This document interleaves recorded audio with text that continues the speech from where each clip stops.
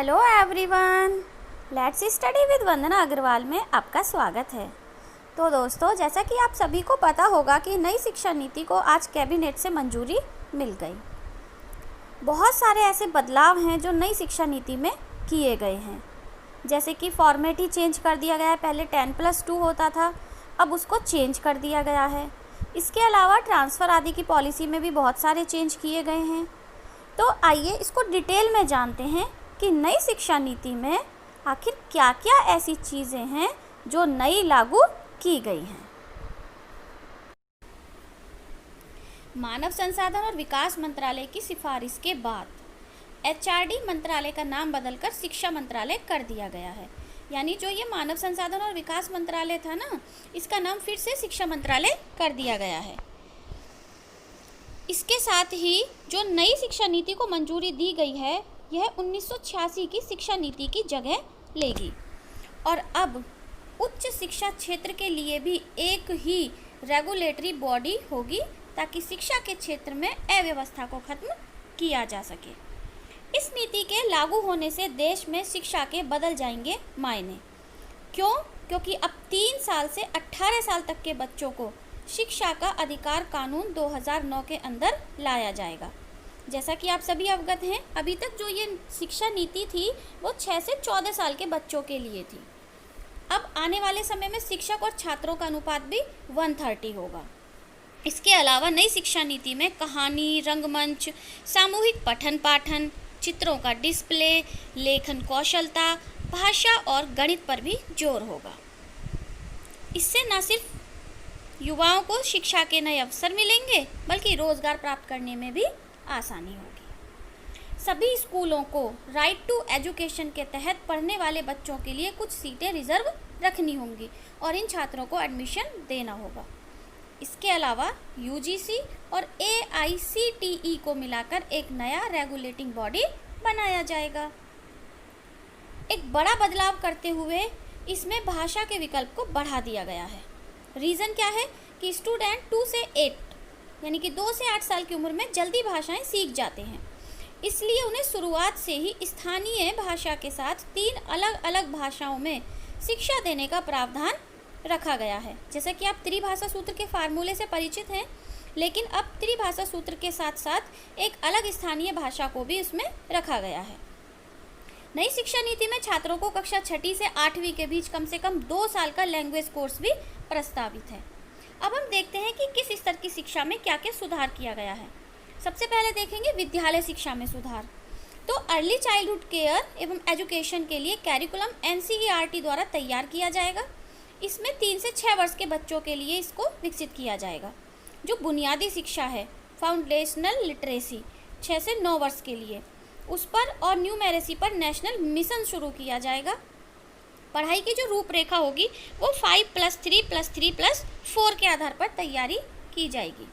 इसमें अंतिम 4 वर्ष यानी 9वीं से 12वीं शामिल हैं।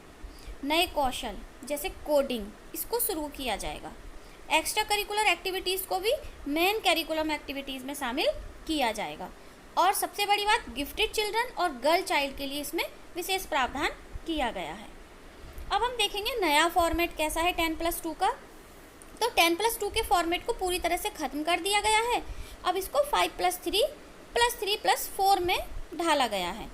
इसका मतलब क्या हुआ कि जो पहले 5 साल हैं वो प्री प्राइमरी स्कूल के 3 साल और कक्षा 1 और 2 सहित फाउंडेशन स्टेज शामिल होगी। यानी कि कक्षा 2 तक का जो कोर्स है वो प्री प्राइमरी स्कूल के साथ ही शामिल कर दिया गया है। फिर जो 5 के बाद 3 इयर्स हैं वो 3 to 5 की पढ़ाई की जाएगी, 3, 4, 5। उसके बाद जो 3 इयर्स हैं वो है 6, 7, 8 और फिर +4 का मतलब है 9 to 12। तो इस तरह से इसको अब डिवाइड कर दिया गया है। इसके अलावा कला, वाणिज्य और विज्ञान स्ट्रीम का कोई कठोर पालन नहीं होगा। अब छात्र जो भी पाठ्यक्रम चाहें वो ले सकते हैं, मीन्स उसको स्ट्रीम में डिवाइड नहीं किया जाएगा। कक्षा 6 के बाद से ही वोकेशनल को भी जोड़ दिया जाएगा, यानी कि नई नेशनल करिकुलम फ्रेमवर्क तैयार किया जाएगा जिसमें ECE, स्कूल, टीचर्स और एडल्ट एजुकेशन को जोड़ा जाएगा। बोर्ड एग्ज़ाम को भाग में बांटा जाएगा।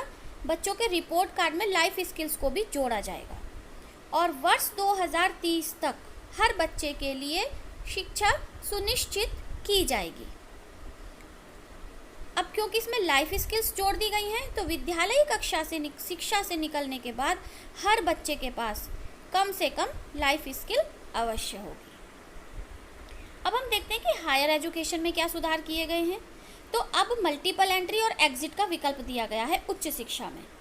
5 साल के इंटीग्रेटेड कोर्स करने वालों को एमफिल नहीं करना होगा और कॉलेज के एक्रेडिटेशन के आधार पर ऑटोनॉमी दी जाएगी। मेंटरिंग के लिए राष्ट्रीय मिशन चलाया जाएगा। सरकारी और निजी विश्वविद्यालयों के लिए शिक्षा मानक समान रहेंगे। नेशनल रिसर्च फाउंडेशन यानी NRF की स्थापना होगी, जिससे रिसर्च और इनोवेशन को बढ़ावा मिलेगा। फिजिकल एजुकेशन को जरूरी बनाया गया है, यानी कि छात्रों का शारीरिक और मानसिक विकास हो सके, इसके लिए फिजिकल एजुकेशन को जरूरी रखने का नियम रखा गया है। सभी छात्रों को स्कूल के हर स्तर पर खेल, मार्शल आर्ट्स, डांस, गार्डनिंग और योगा जैसी एक्स्ट्रा करिकुलर एक्टिविटीज़ भी सुनिश्चित की जाएंगी। ये एक बहुत अच्छा कदम है शिक्षा के क्षेत्र में। रिसर्च में क्या बदलाव किया गया है?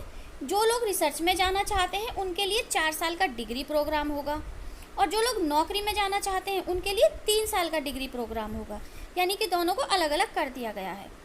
जो रिसर्च में जाना चाहते हैं वो 1 साल के MA के साथ 4 साल के डिग्री प्रोग्राम के बाद PhD कर सकते हैं, और अब उन्हें उसके लिए MPhil करने की आवश्यकता नहीं होगी। तो ये थे स्कूल से लेके उच्च शिक्षा तक में किए गए बदलाव। देखिए ये स्ट्रक्चर है। जो प्रीवियस एकेडमिक स्ट्रक्चर था वो था हमारा 10+2, लेकिन अब जो हमारा नया स्ट्रक्चर आया है वो है 5+3+3+4। ये देखिए, इसको हम ऐसे समझ सकते हैं 3 इयर्स के प्री प्राइमरी और 1-2, ठीक है। फिर 3 to 5, यानी कि एज इसमें हो गई 8 to 11। उसके बाद जो नेक्स्ट स्टेज है वो है क्लास 6 to 8, जिसमें हम 11 से 14 इयर्स की एज ग्रुप को लेंगे, और उसके बाद नेक्स्ट क्लास 9 to 12 जो कि 14 to 18, यानी कि अब शिक्षा के अधिकार को 18 ईयर तक बढ़ा दिया गया है, और जो 6 था उसको भी घटाकर 3 ईयर कर दिया, यानी 3 साल से लेकर 18 साल तक के बच्चों को इसमें शामिल कर लिया गया है। तो ये थी नई शिक्षा नीति की कुछ प्रमुख बातें। उम्मीद है आपको पसंद आई होंगी।